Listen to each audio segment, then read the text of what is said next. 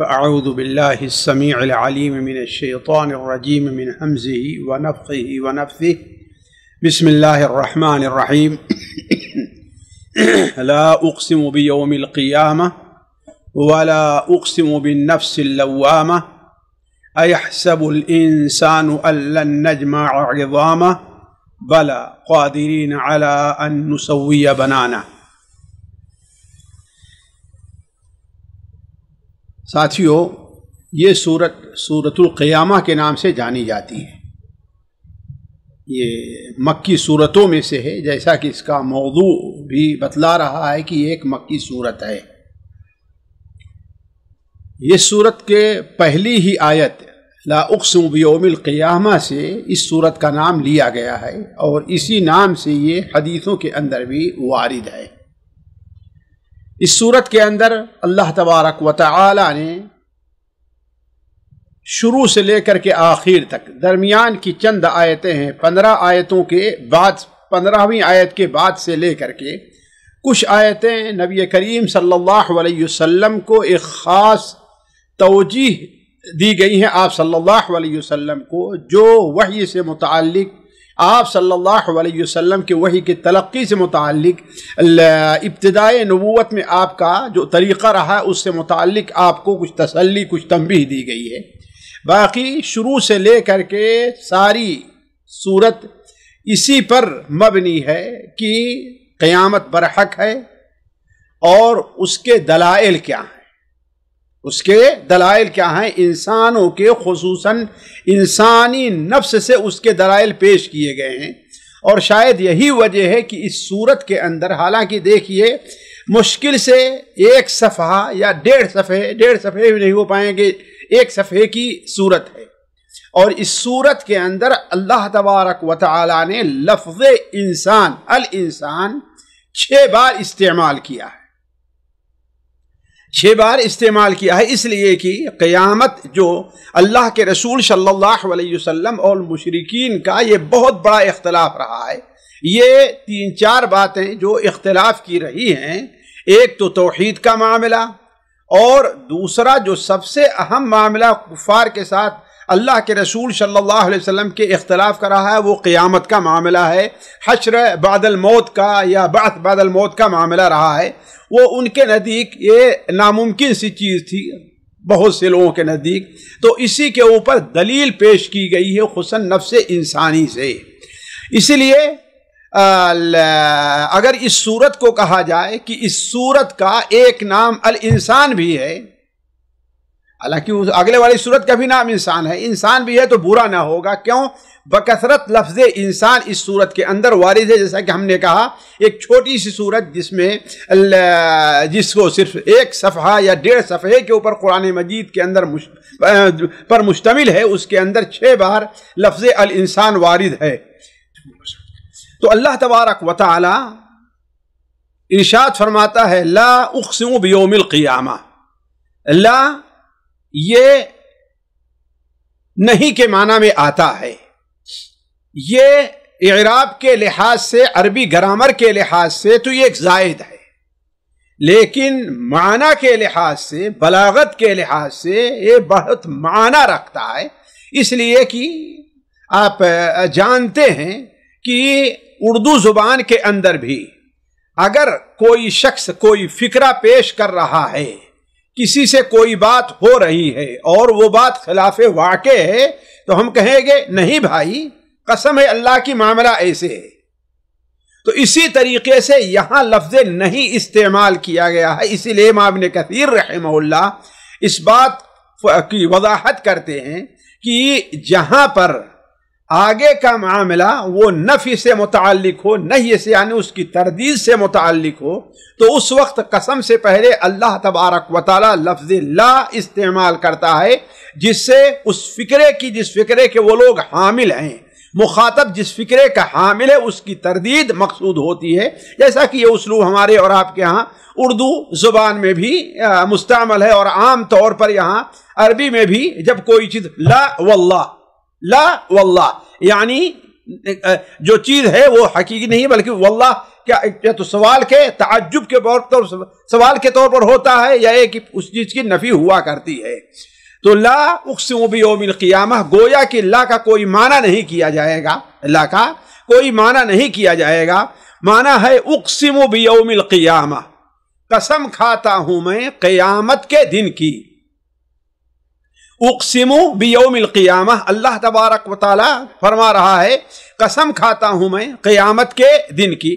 اللہ تبارک و تعالی جب کوئی اہم چیز لوگوں کے سامنے بیان فرمانا چاہتا ہے جس کی ایک بڑی اہمیت ہوتی ہے تو اللہ تبارک و تعالی اس چیز کو قسم کھا کر کے بیان کرتا ہے، اور ایسی ہی چیز کی قسم کھاتا ہے جو یا تو اپنی خلقت کے اندر یا اپنے مقام کے لحاظ سے یا مخلوق کے لحاظ سے وہ چیز بڑی عظیم ہوا کرتی ہے، اللہ تعالیٰ ایسی ہی چیز کی قسم کھاتا ہے۔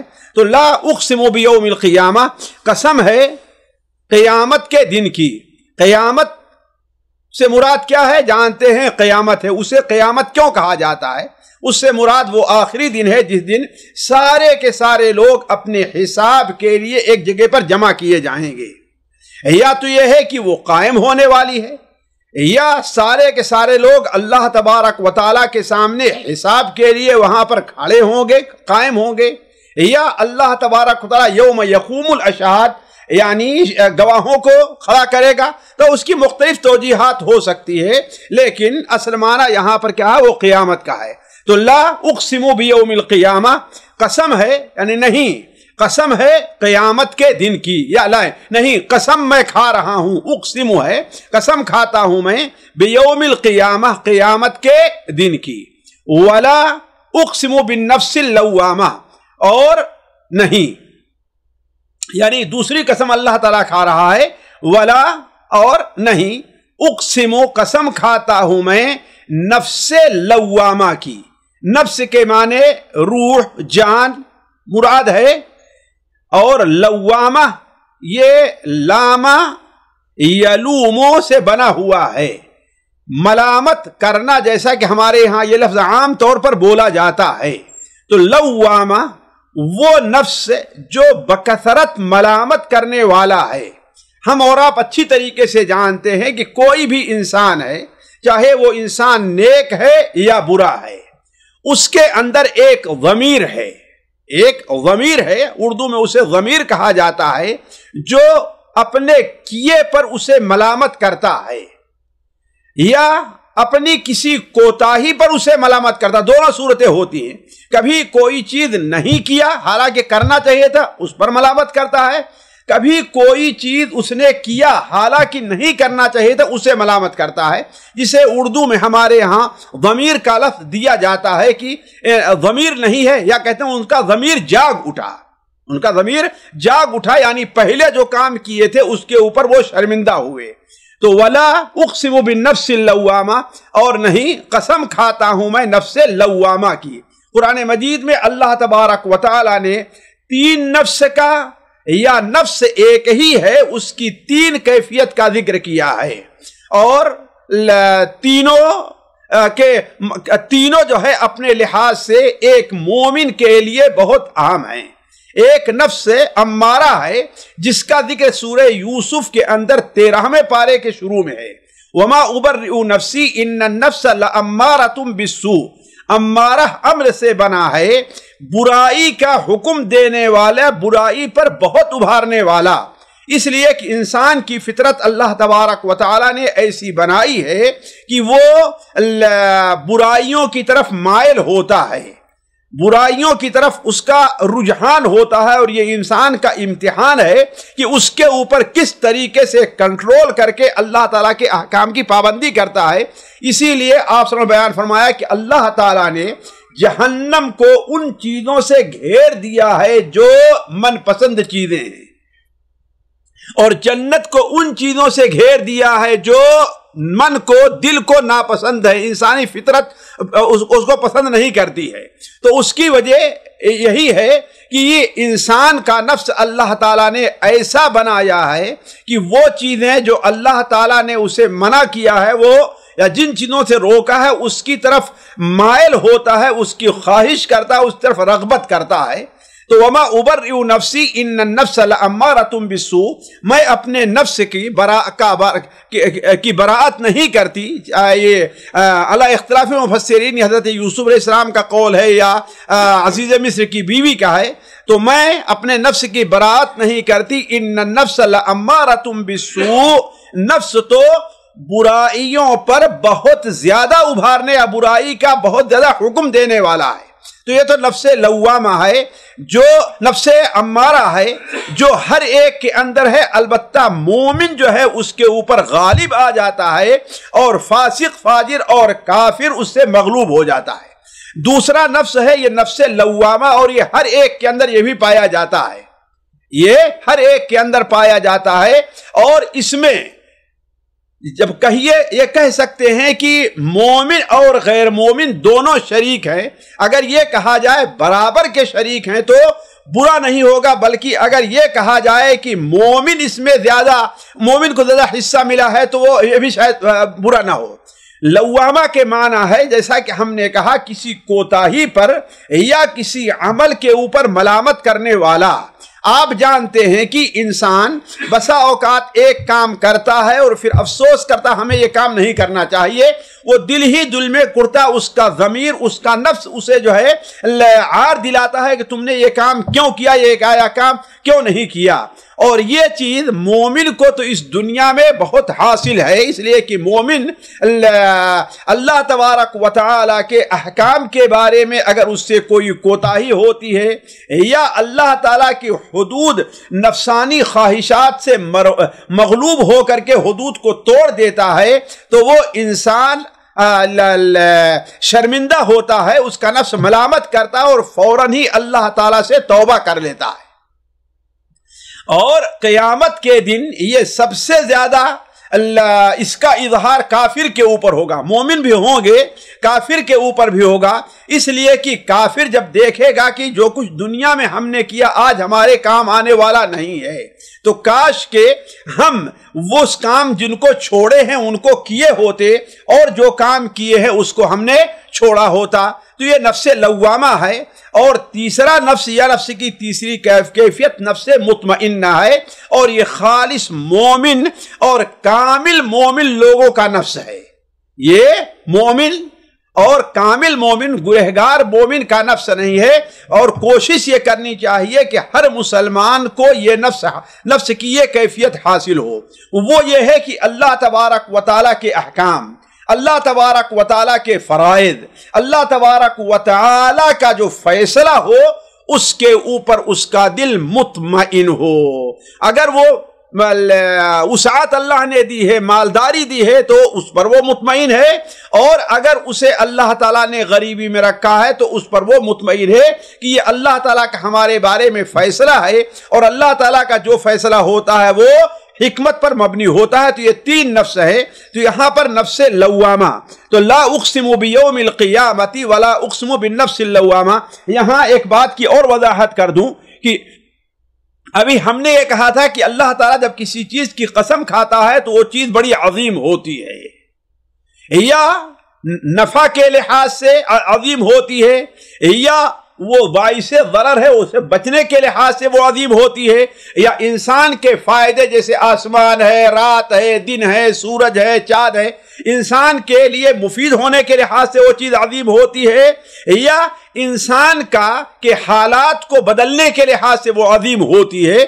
تو یہاں پر دیکھیں کہ اللہ نے قیامت کی قسم کھائی ہے، تو قیامت اپنے لحاظ سے آپ جانتے ہیں کہ بڑی عظیم ہے. اسی طریقے سے نفس لوامہ بھی عظیم ہے. فوائد کے اندر میں اس کی طرف کچھ اشارہ کروں گا. اب آگے بڑھتے ہیں.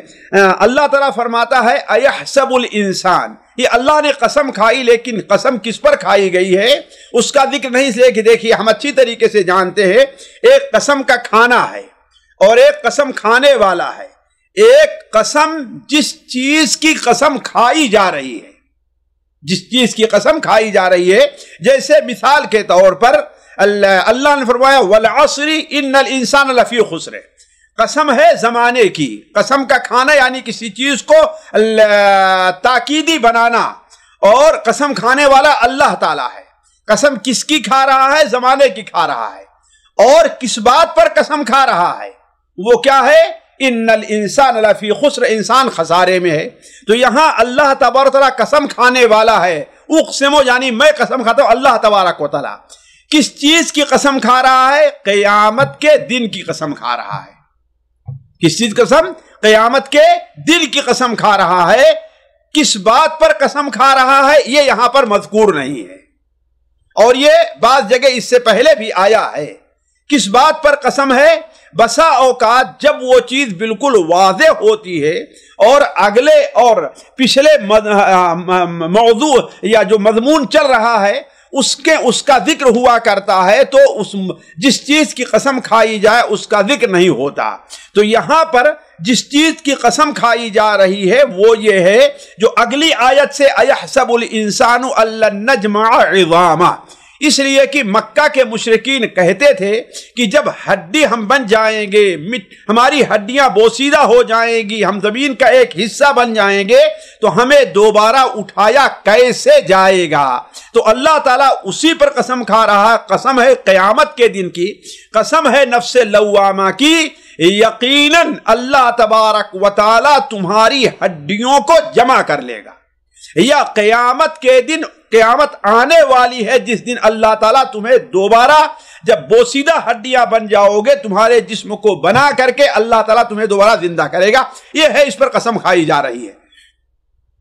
پھر اللہ تبارک و تعالیٰ انسان پر نکیر کر رہا ہے، وہ اس کے غلط خیالات یا غلط روی جو ہے اس کے اوپر اللہ تعالیٰ فرماتا ہے اَيَحْسَبُ الْإِنسَانُ، مانے کیا؟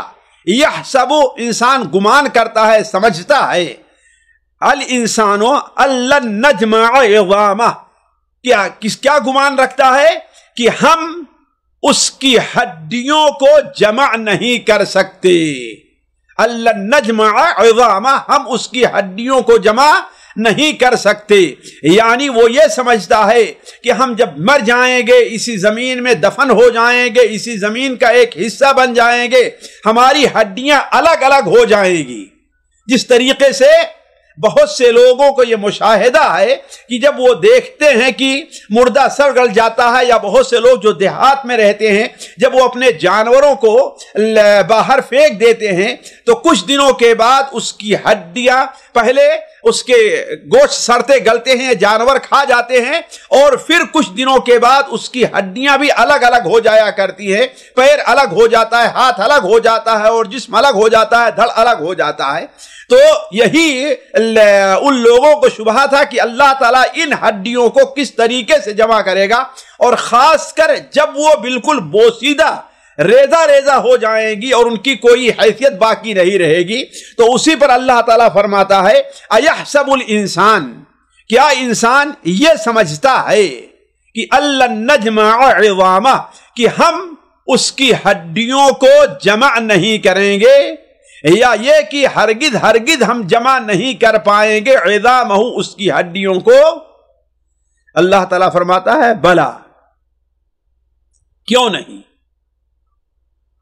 کیوں نہیں ہم جمع کر پائیں گے؟ یقیناً بلا کے معنی دیکھیے ہاں کے ہوتا ہے، ایک جیسے نعم عربی میں یہ بھی ہاں کے ہے، لیکن نعم جو آتا ہے وہ اس بات کے بعد آتا ہے، اور بلا جو آتا ہے وہ نفی کے بعد آتا ہے، جیسا کہ سورہ تین میں بھی اس سے پہلے گزر چکا ہے کہ اللہ تعالیٰ فرماتا ہے کہ بلا الیس ذالک بقادر، نعوذ باللہ من ذالک، بلا قادرین علی، نہیں سورہ اس میں کہاں ہے، سورہ والتین میں، والتین والزیتون وطور سینین وهذا البلد الامین لقد خلقنا الانسان فی احسن تقویم ثم رددناه اسفل سافلین الا الذین آمنوا وعملوا الصالحات فلهم اجر غیر ممنون فما يكذبك بعد بدینها الیس اللہ باحکم الحاکمین، کیا اللہ تبارک و تعالی تمام حاکموں پر حاکم نہیں ہے، تمام حاکموں سے سب سے بہتر فیصلہ کرنے والا نہیں ہے؟ تو سنن ابو داؤد کی ایک روایت میں ہے، بندہ کیا کہتا ہے؟ بلا، یقیناً، یعنی اللہ تعالیٰ یقیناً قادر ہے۔ تو نہیں کے بعد جو آتا ہے اس کی بہت سی مثالیں قرآن مجید میں ہے. نہیں کے بعد، نفی کے بعد جب اس کے اس بات کا معاملہ آتا ہے تو وہاں پر لفظ بلا استعمال ہوتا ہے. تو اَيَحْسَبُ الْإِنسَانُ أَلَّن نَجْمَعَ عِظَامَهُ، کیا انسان یہ سمجھتا ہے کہ ہم اس کی ہڈیوں کو جمع نہیں کر سکتے؟ اللہ فرما رہا ہے بلا، یعنی یقیناً جمع کر سکتے. کیوں نہیں؟ دوسرے الفاظ میں کہ اس کا معنی ہے کیوں نہیں، یعنی یقیناً اللہ تعالیٰ اسے جمع کر سکتا ہے. بلا قادرین علی ان نسوی بنانا، ہڈیوں کو جمع کرنا یہ تو بڑی عظیم چیز ہے ہی، اللہ جمع کر ہی سکتا ہے. اللہ تبارک و تعالی تو اس سے بھی باریک باریک جو چیزیں ہوتی ہیں اللہ تعالیٰ وہ بھی بنا لیتا ہے. وہ کیا ہے؟ بلا، یقیناً اللہ تعالیٰ کر سکتا ہے. قادرین، ہم قدرت رکھنے والے ہیں، حالانکہ ہم قدرت رکھنے والے ہیں. قادرین علماء کہتے ہیں، جیسے امام ابن کثیر رحمہ اللہ کہا کہ النجمع سے حال ہے، یعنی حالانکہ ہم قدرت رکھتے ہیں علی اس بات پر ان نسوی بنانا، یہ کہ ہم اس کے پوروں کو بنا دیں. بنانا یہ انسان کی جو پور ہے اس کو کہتے ہیں. اس کی جانتے ہیں آپ بڑی اہمیت ہے. انسان کی زندگی میں بھی کھانے اور پینے، اگر یہ پور اس انگلیاں اس طریقے سے نہ ہوتی، اگر اونٹوں اور گھوڑوں کے پیر کے طریقے سے یہ ہوتے تو انسان کو کھانے کے لیے کس قدر دقت پیش آتی، اور وہ جس طریقے سے آج چن چن کر کے اور یہ چیزیں کھاتا ہے اسے کتنی پریشانی پیش آتی، حیوانوں کے طریقے سے وہ کھاتا.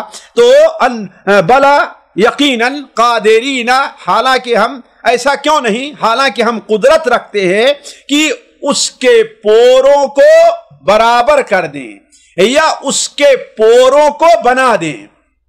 یعنی یہ پور جو انسان کی زندگی میں بڑی اہمیت رکھتے ہیں اور بڑے چھوٹے چھوٹے بڑے نازک ہیں، جب ہم اس کو بنا سکتے ہیں تو ان بڑی بڑی ہڈیوں کا بنانا ہمارے لیے کیا مشکل ہے.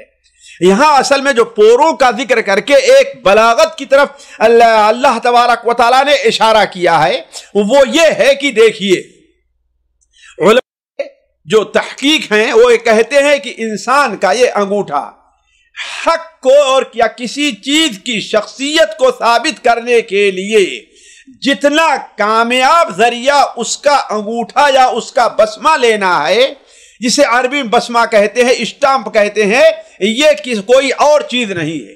اس لیے کہ ایک انسان کا چہرہ دوسرے انسان سے مشابہ ہو سکتا ہے، لیکن یہ انسان کی جو انگلیاں ہیں، یہ انسان کے جو انگوٹھے کے جو نشان ہیں، یہ کروڑوں میں جا کر کے کہیں دو انسان کے جو نشان ہوتے ہیں وہ ایک دوسرے کے مشابہ ہوتے ہیں، برابر وہ بھی نہیں ہوتے، کروڑوں میں جا کر کے ایک دوسرے کے مشابہ ہوتے ہیں. تو اللہ تبارک و تعالی یہ بیان فرما رہا ہے کہ جب ہم اس چیز کے اوپر قادر ہیں کہ یہ تمہارے پوروں کو بنا دیں، جو اللہ تعالیٰ کی قدرت کی بہت عظیم دلیل ہے اور جس کی مثال کوئی شخص دنیا میں بنا نہیں پایا ہے، تو اللہ تبارک و تعالیٰ انسان کے جسموں کو کیوں نہیں بنا سکتا ہے. تو اللہ تعالیٰ فرما رہا ہے بلا قادرین، بلا یقیناً، یعنی کیوں نہیں، قادرین علی ان نسوی بنانا، حالانکہ ہم قادر ہیں کہ ہم اس کے پوروں کو بھی درست کر دیں یا پوروں کو ہم برابر کر دیں، پوروں کو ہم پیدا کر دیں. بل یرید الانسان لیفجر امامہ، تو بلکہ انسان ارادہ کرتا ہے لیفجر امامہ، تاکہ اپنے آگے بھی وہ فجور کا کام کرتا رہے. فجرا یفجرو کے معنی ہوتا ہے جھوٹ بولنا، دھوکہ دینا، جھوٹ بولنا، دھوکہ دینا اور برے کام کرنا. اسی لیے فاجر وہ شخص ہوتا ہے جو علل اعلان گناہ کبیرہ کا ارتکاب کرتا ہے، جو علل اعلان گناہ کبیرہ کا ارتکاب کرتا ہے.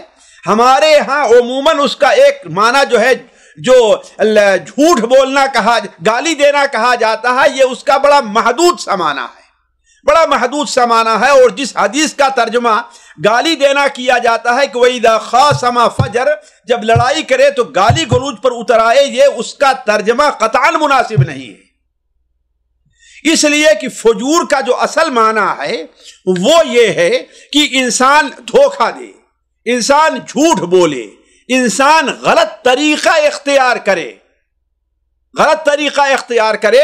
تو جب خاصما، منافق جب کسی سے لڑتا ہے، اس سے مخالفت ہوتی ہے اور اس سے لڑائی ہوتی ہے، تو وہ غلط طریقہ اختیار کر کے اسے مات کرنا چاہتا ہے، اس کے اوپر جو حق ہے اپنا حق نہیں دینا چاہتا، اور دوسرے کا حق جو ہے جس کے لیے وہ لڑائی کر رہا ہے وہ دوسرے کا حق ہڑپ کر لینا چاہتا ہے۔ یہ ہے اصل میں خصومہ فجور فی الخصومہ۔ لیکن ہمارے یہاں مشہور ہو گیا ہے کہ اس کا معنی کیا ہے کہ منافق جب لڑائی کرے تو گالی دے، یہ اس کا ایک بڑا محدود سا مفہوم ہے، 100 میں سے کہیں آ کر کے ایک حصہ ہوگا، یہ اس کا صحیح معنی نہیں ہے۔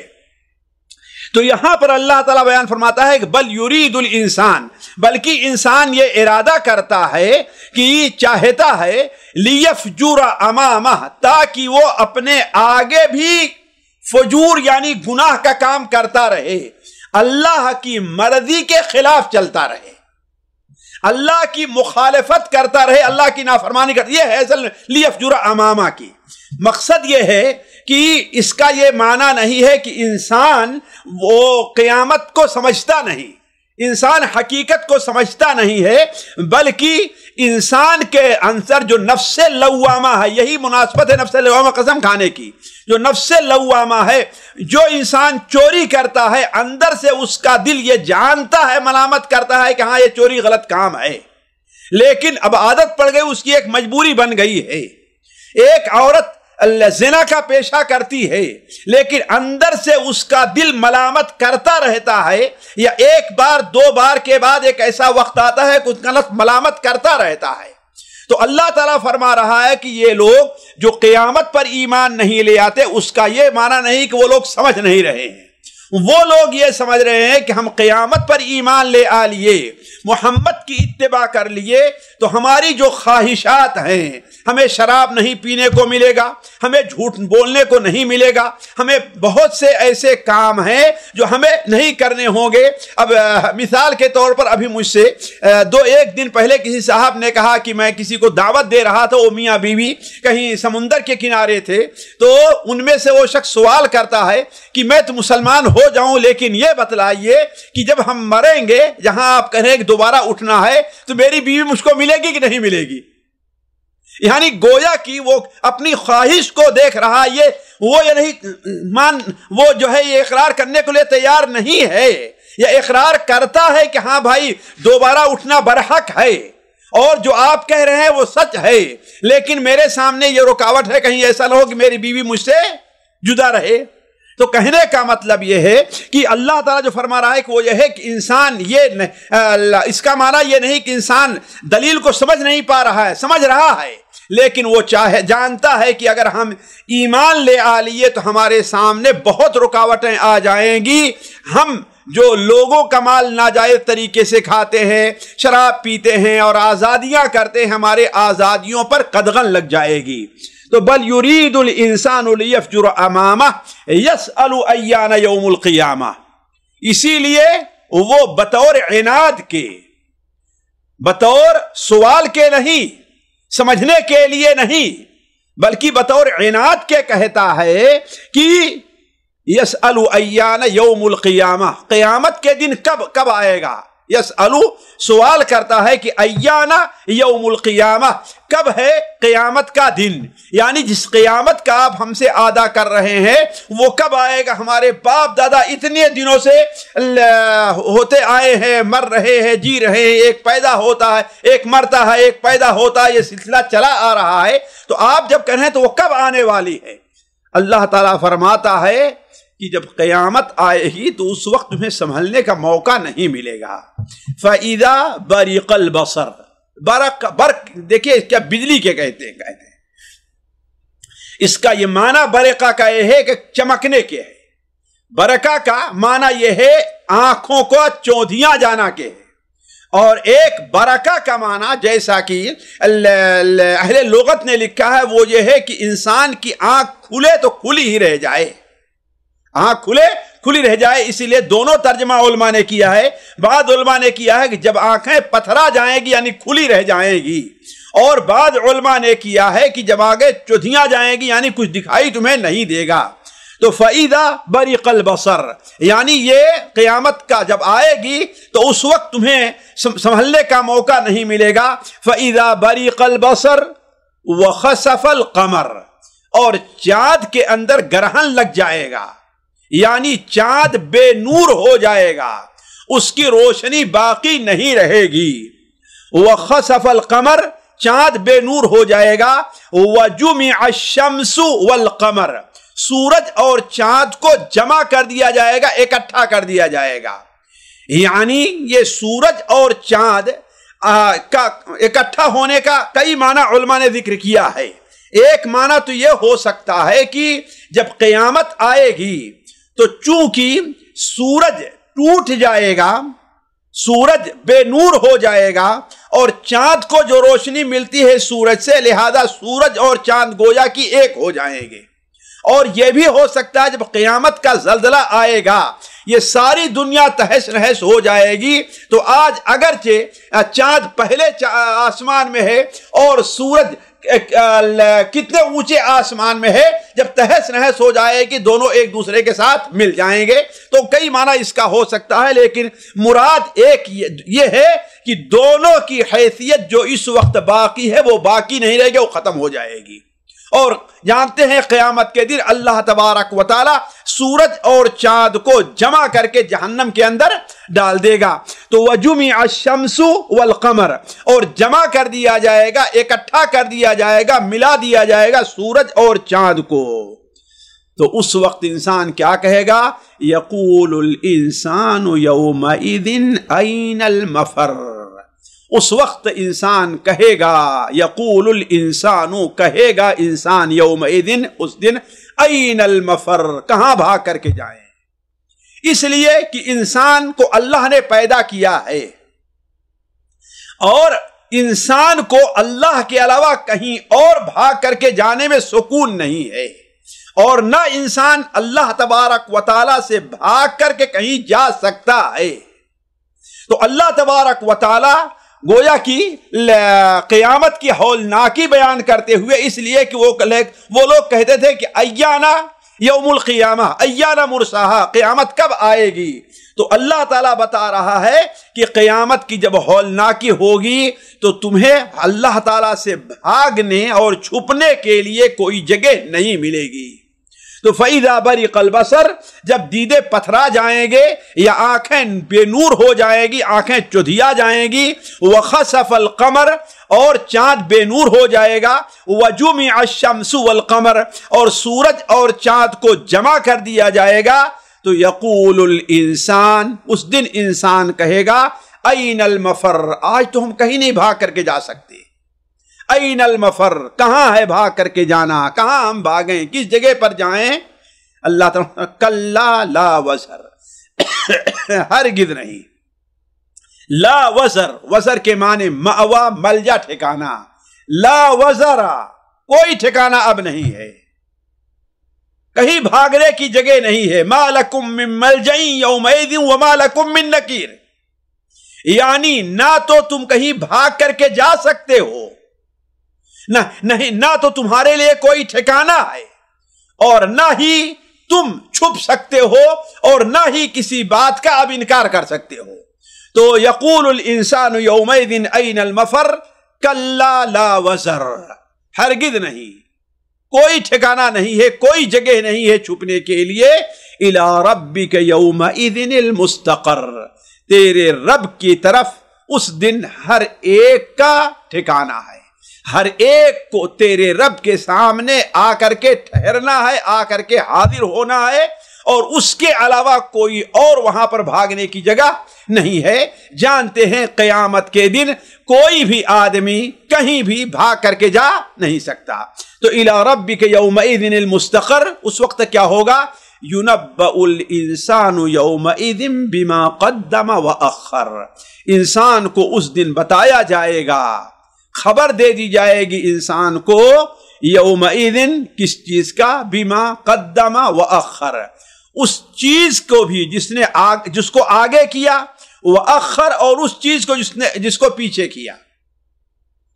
اس کی وضاحت سورہ تکویر میں، سورہ انفطار میں یہ بات واضح ہو چکی ہے کہ بما قدم وأخر کا معنی کیا ہے، یعنی جو آگے بھیجا اور جو پیچھے کیا، اس کی متعدد معنی ہیں اور ہر معنی مراد ہے۔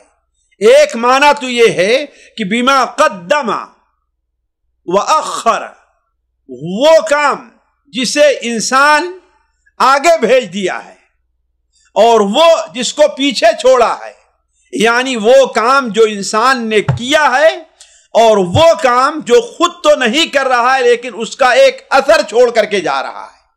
نیکی کا کام ہے، برائی کا کام ہے، مسجد بنوا دی ہے، مدرسہ بنا دیا ہے، لوگوں کو دین کی تعلیم دے دی ہے، وہ سلسلہ چل رہا ہے، یا اس نے سینما ہال بنوایا ہے، اس نے شراب خانہ بنوایا ہے، اس نے گانے اور باجے کا اسکول بنا کے اس کی تعلیم دی ہے۔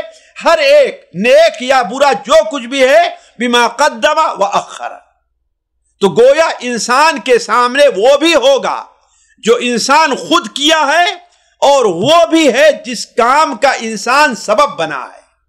اسی طریقے سے قدم وأخر کے معنی ہے بھی ہے کہ وہ چیز بھی ہے کہ جسے انسان اپنی پچھلی زندگی میں کیا ہے، اور وہ عمل بھی ہوگا جو انسان اپنی موجودہ زندگی میں، آگے کی زندگی میں کرے گا، سارا کا سارا اللہ کے سامنے حاضر ہوگا۔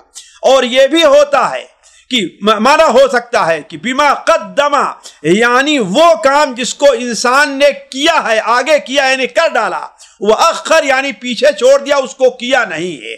تو جو عمل اللہ بندے نے کیا ہے وہ بھی حاضر ہے، اور جو کرنا چاہیے تھا وہ نہیں کیا ہے وہ بھی اللہ تعالیٰ پوچھے گا کہ کیوں تم نے نہیں کیا۔ تو یہ متعدد معنی بما قدم وأخر کا ہو سکتا ہے، گویا وہاں انسان کے ہر چھوٹے بڑے عمل سے کے متعلق پوچھ گچھ ہوگی۔ انسان تو بھول چکا ہوگا لیکن اللہ تعالیٰ ہر چیز کو حاضر کر دے گا۔ بل الانسان علی نفسہ بصیرہ، اللہ تعالیٰ فرما رہا ہے کہ وہاں پر انسان کا معاملہ یہ ہوگا کہ علی نفسہ بصیرہ، بصیرہ کے معنی بصرہ یبصر کے معنی دیکھنے کے بھی ہوتا ہے، اور بصیرہ کے معنی دلیل کے ہوتا ہے، بصیرہ میں شاہد کے بھی ہوتا ہے۔ بلکہ حقیقت یہ ہے کہ انسان اپنے اوپر گواہ ہوگا، اپنے آپ یا انسان دیکھ لے گا، یعنی جو کچھ اس کا انجام ہے اور جو کچھ کر کے لایا ہے وہ انسان خود اپنے سامنے دیکھ لے گا۔ جیسے اللہ تعالیٰ فرماتا ہے کہ وَكُلَّ إِنسَانٍ أَلْزَمْنَاهُ طَائِرَهُ وَنُخْرِجُ لَهُ يَوْمَ الْقِيَامَةِ كِتَابًا يَلْقَاهُ مَنشُورًا، اپنے سامنے دیکھ لے گا۔ اور دوسرا معنی جو دلیل اور گواہ کے ہے وہ یہ ہے کہ بلکہ انسان اپنے اوپر گواہ ہے۔ اگر یہ کتاب نہ بھی ہوتی، یہ نامہ اعمال نہ بھی ہوتا، تو انسان کے اعضاء خود اس کے خلاف گواہی دیتے۔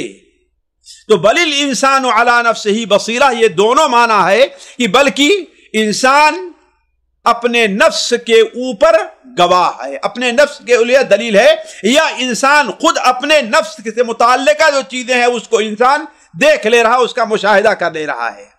وَلَوْ أَلْقَى مَعَاذِيرَهُ، اگرچہ وہ عذر پیش کرے۔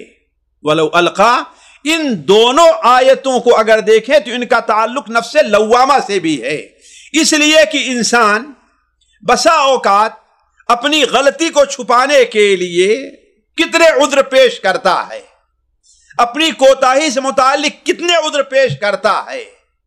لوگ تو جان جاتے ہیں کہ ہاں بھائی یہ صاحب عذر ہے، لیکن حقیقت میں وہ صاحب عذر نہیں ہوتا، تو خود وہ جانتا رہتا ہے۔ یہی چیز بل الانسان علی نفسہ بصیرہ، گویا انسان خود اپنے اوپر دلیل ہے۔ اپنے ضمیر سے پوچھے، ضمیر کو آواز دے کہ قیامت آنے والی ہے کہ نہیں آنے والی ہے۔ یہ جو تم رسول کی اتباع نہیں کر رہے ہو اس میں تم کہاں حق بجانب ہو؟ یہ جو دنیا بھر کے آزار پیش اس میں کہاں تم حق بجانب ہو؟ تو بل الانسان علی نفسہ بصیرہ، بلکہ انسان اپنے اوپر گواہ ہے۔ ولو القى معاذیرہ، معاذیرہ معاذر کی جمع ہے، معاذیر کے معنی عذر، اگرچہ وہ بہت سے عذر پیش کر رہا ہے۔ شیخ بس کریں، آج یہیں پر رکتے ہیں، انشاءاللہ فوائد کے لیے اگلے ہفتے اب رکھیں گے، اس لیے وقت زیادہ ہو گیا۔ اللہ تعالیٰ سے دعا ہے کہ اللہ تعالیٰ ہمیں اور آپ کو قرآن مجید کے ساتھ زندہ رہنے، قرآن مجید کو سمجھنے اور اس پر عمل کرنے کی توفیق عطا فرمائے۔ السلام علیکم ورحمۃ اللہ وبرکاتہ۔ سامعین کرام، ہمارے علمی اور عوامی دروس اور سوال و جواب کی مجلسوں سے آپ خود بھی مستفید ہوں اور اپنے دوست و احباب کے ساتھ بھی شیئر کریں۔ عین ممکن ہے کہ آپ کے شیئر سے کسی کی اصلاح اور آپ کے لیے صدقہ جاریہ بن جائے۔ واٹس ایپ پر اسلامک میسج حاصل کرنے کے لیے نمبر نوٹ فرمائیں: یعقوب عزیز 00966 5089 59707۔ واٹس ایپ سوال جواب گروپ میں ایڈ ہونے کے لیے نمبر نوٹ فرمائیں: عبدالسلام عمری 00966 502627 نمبر بھیجتے ہوئے نام اور پتہ ضرور لکھیں۔ اسی طرح ہمارے یوٹیوب چینل اسلامی دعویٰ کو ضرور سبسکرائب کریں تاکہ ہماری ہر نئی اور اہم ویڈیو کی اطلاع آپ کو فوری حاصل ہو جائے۔ تمام دروس، مقالات اور سوال و جواب سیریز کے لیے ہماری مشہور ویب سائٹ www.islamidawah.com کا مشاہدہ کرتے رہیں۔ السلام علیکم ورحمۃ اللہ وبرکاتہ۔